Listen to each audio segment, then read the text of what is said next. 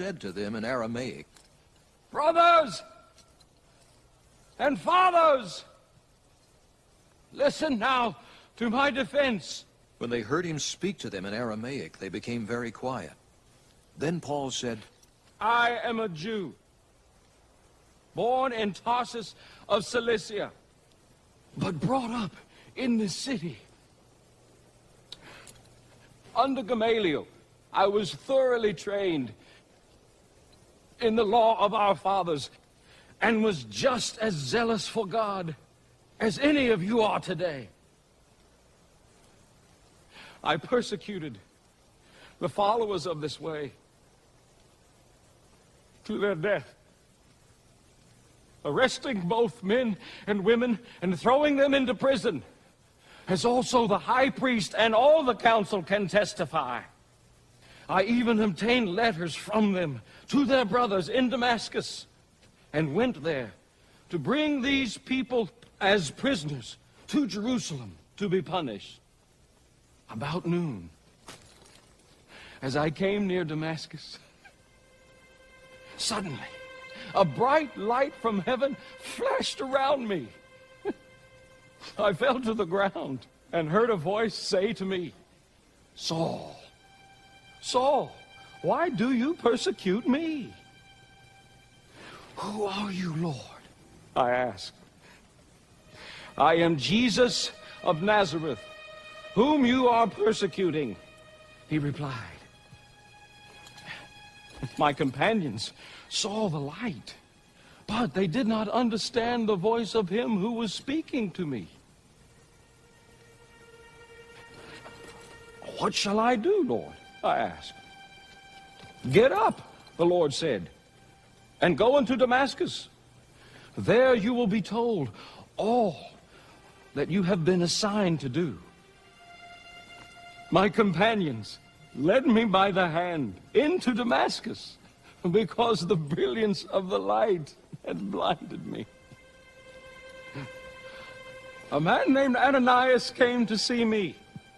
He was a devout observer of the law and highly respected by all the Jews living there.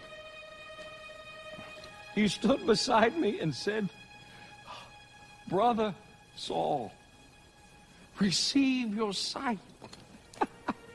And at that very moment, I was able to see him. Then he said, "The God of our fathers has chosen you to know his will and to see the righteous one and to hear words from his mouth.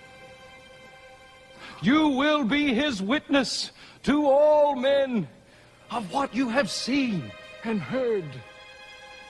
And now, what are you waiting for? Get up, be baptized, and wash your sins away, calling on his name."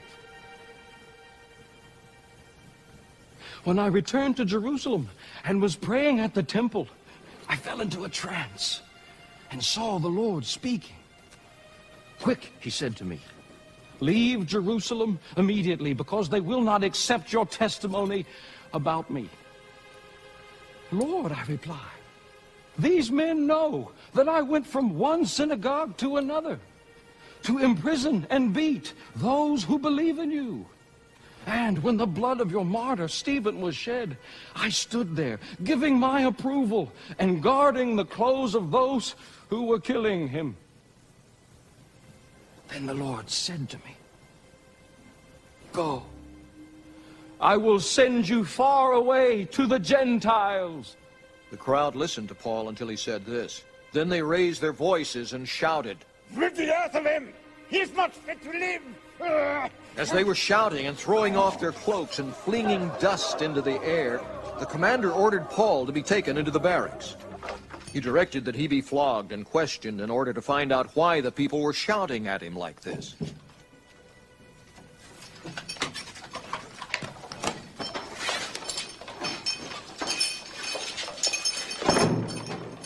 As they stretched him out to flog him, Paul said to the centurion standing there, "Is it legal for you to flog a Roman citizen who hasn't even been found guilty?" When the centurion heard this, he went to the commander and reported it. What are you going to do? he asked. This man is a Roman citizen.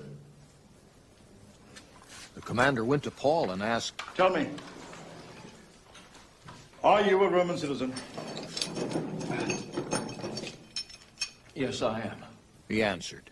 Then the commander said, I have to pay a big price for my citizenship.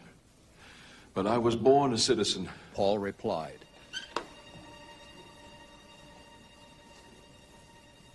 Those who were about to question him withdrew immediately. The commander himself was alarmed when he realized that he had put Paul, a Roman citizen, in chains.